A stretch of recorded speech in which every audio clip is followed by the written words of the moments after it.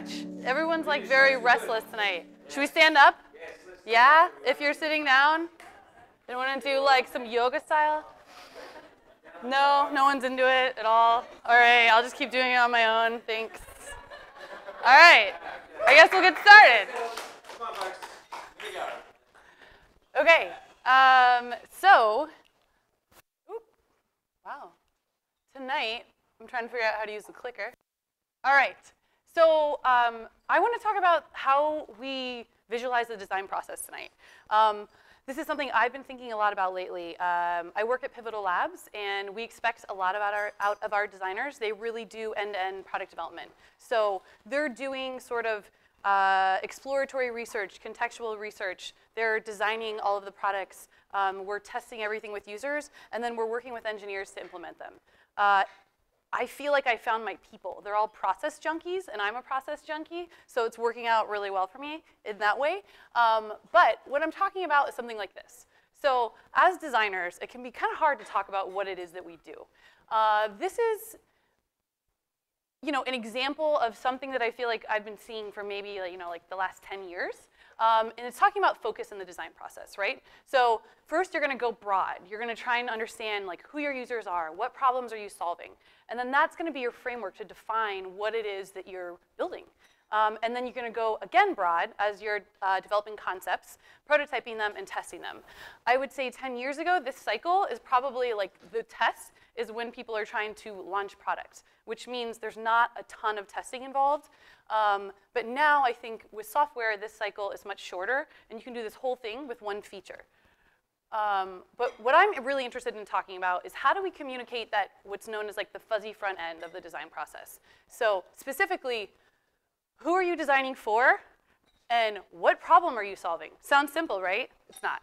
Like, especially for anyone who's a design consultant here, you know that your clients are coming to you and they're in their heads and they've been thinking about this space that they're in for years.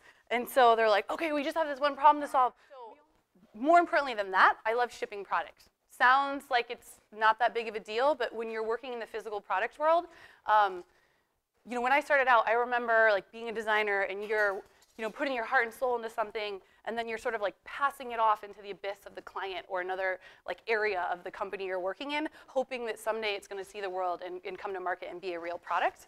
So now at Pivotal Labs, that's not the case, right? Every project that I work on, that product ships at the end, and that's really exciting to me. And how that's represented in the design process is changing, right? So I love the software development cycle. That feedback loop is so extremely short. When physical products is taking 2 to 5 years, and software can take 2 to 5 months, depending on what it is that you're building. Trying to get to the next slide. All right, so software has fundamentally changed the design process, at least how easily we can test now, right? So now you can actually figure out how people are using something. With analytics, you can see how they're using their site, and then that's a really great starting point to figure out why they're doing that way, right? That's when you do the qualitative research to spend time with your users and talk to them about how they found their way through the site that they did. I'm really struggling with the clicker tonight. So where should I be pointing this? You? All right. All right, so websites and cars. I was having a dinner party the other night with a handful of design friends. About half the people there were software designers, right? So people working in the software industry, working in agile processes, and the other half were people that were working in transportation design, car design to be specific, working in waterfall process. So in our conversations, we're sort of talking about how we apply the design process to our very, very different industries. And what I was reminded of in this conversation is how much we can address risk in software design, right? So this is, again, going back to constantly testing what it is that you're doing so that by the time you launch a product, you have a damn good idea of exactly who you're designing for and what their problems are. And you've already tested and tweaked these little things where if you look at the car industry, so it takes them 5 years to develop a product, it comes to market, and then how are they going to understand how people are using their products? The time that it would take to do that is significantly longer than anything in the software world.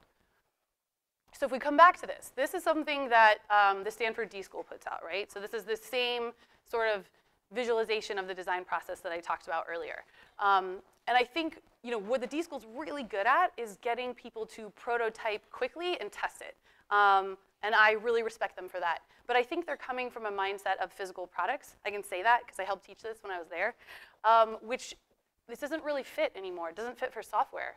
So then, I was sitting in a lecture about 5 years ago, and I saw Damien Newman present the Squiggle as the design process. And at the time, I thought, nailed it. And any designers in the room, like it's so ambiguous at the beginning. And to the last talk, you sort of have this toolbox of skills, and you can pick any one that's appropriate for that particular project. And it is rare that you're going to get to do every single one. So it can be this mess, and you're going forward and you're going back. But I think the end of this sort of visualization is it's getting to product launch. But none of those things should stop. Even when you launch product, you should still be testing your product. So this doesn't quite really get at sort of the measuring and the learning that I think software development actually addresses. So then there's, lean UX. When I started getting into software design, lean startups was coming out, and everyone was like, Eric Ries, yeah, blowing my mind. And I remember reading it and thinking like, okay, it's another way to articulate the design process, that's cool. And then lean UX sort of tweaked it, right? And they sort of came up with how do you show this sort of build, measure, learn. And that's like one specific, so each one of these times it goes up, we're saying like there's this one particular feature that I want to show customers, get their feedback on, tweak the product, and then show them another version, right? So it's just these constant little steps. But at Pivotal Labs, we ship products. And neither of those really fit for what we do. So I've been sort of trying to figure out like how do we talk about what it is that we do to clients? And I've been looking around trying to figure that out. So my first stab at it is something like this. So we still need to go broad. We need to really empathize. We need to do the contextual research to figure out who are we solving for? What are their problems, right? Going back to those same like basic questions. And then that helps us come up with design guidelines that are going to help us ruthlessly prioritize what features we're designing and building and in what order. And then, once we begin to ship product, that's when these quick tests come because we've already done the sort of testing of our assumptions up front. So, this kind of goes on forever. And even though we may have actually launched the product, so, often what we're doing is we're helping clients get to buzzword MVP, minimum viable product. And then we're continuing to do additional sort of engagements with them, right? So phase 2, phase 3 will be building in those features that weren't absolutely necessary for that first product launch to learn something from their target users. So that just keeps going. So what we call that sort of exploratory research phase, we call that discovery and framing.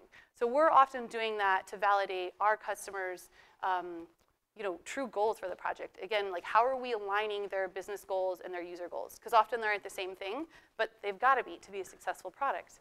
And then we get into sort of the visual and interaction design and implementation. So this is my first pass at it, and I would love feedback from whoever is in the room. You can tell it's, like there's not a lot of color here. It's an early wireframe. It's not evolved. So any opinions anyone has, I would love to hear them. And that's what I've got tonight.